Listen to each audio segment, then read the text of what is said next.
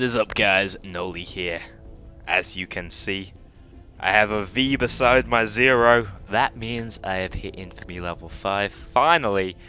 If you want to know why I have gone from about level 70 something when you last saw me to 100 relatively quickly, it's basically because I'm about to start a brand new series. This new series is entitled My Death Wish, and you can probably see where it's going. I'm basically going to be soloing every single Death Wish mission alongside AI for some of them, because they are a little bit too hard otherwise. Hopefully teaching you guys exactly how to get this mask if you haven't already.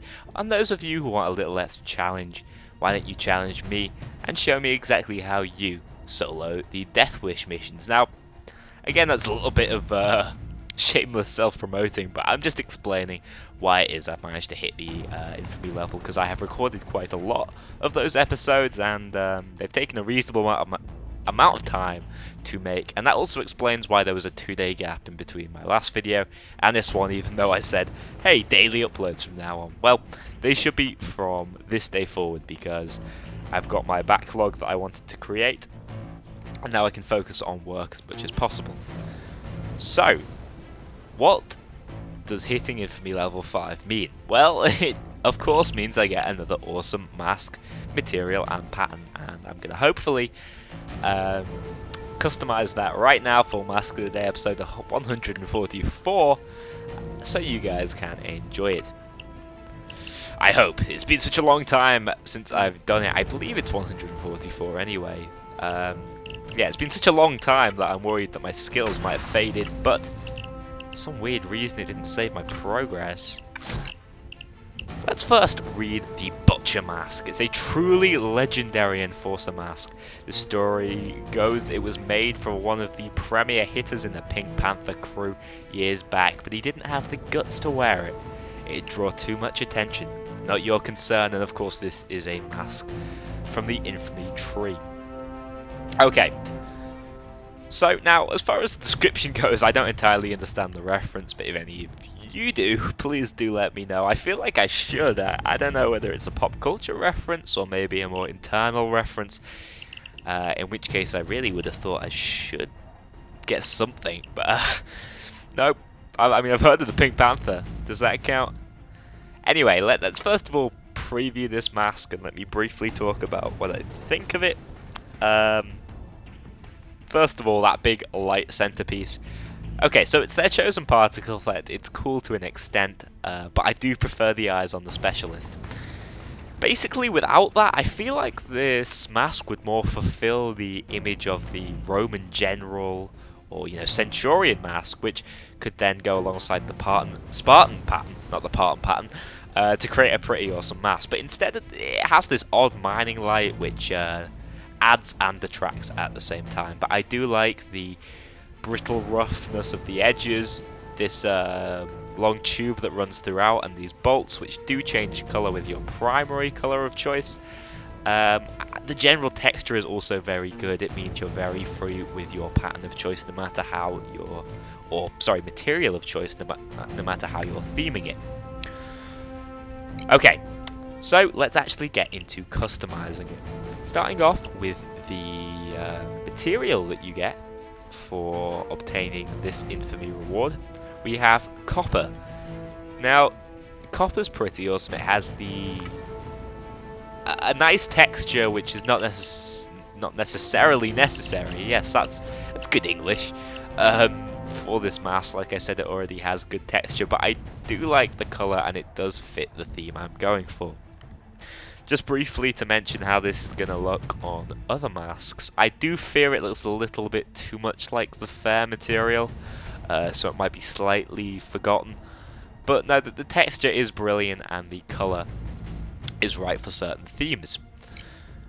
Okay, so now when I was searching through the patterns to use, I often go one by one, have a look with a couple of colours and see exactly how they each look on it. But when I came across the Ozymandias, I didn't feel like I needed to go any further. Let's have a look at it with any colour. I actually quite like the orange and matte blue. I kind of feel this sort of Egyptian feel coming on. If I can somehow transfer this onto another mask, I could definitely see an Egyptian sort of sphinx-like mask. But my eventual choice was the black and orange to fit the name of Beacon. I did have other ideas, possibly following up with a red colour and calling it Blood Rust, but of course these ideas are something that I'd like to discuss with you guys, and that's where the second bit of self-promotion comes in. It's not really self-promotion, I don't think, but it's just making you all aware of something I'm going to be doing over the next week or so. I'm going to be creating a Twitter account, not for myself, but actually for the Mask of the Day series. On there you guys can post your mask ideas and discuss previous mask ideas and previously released masks. Now, you don't need a Twitter account to get involved with this. You don't even need to get involved with this, really. If you just put the comment in the YouTube comments or the inbox, they're the two best places.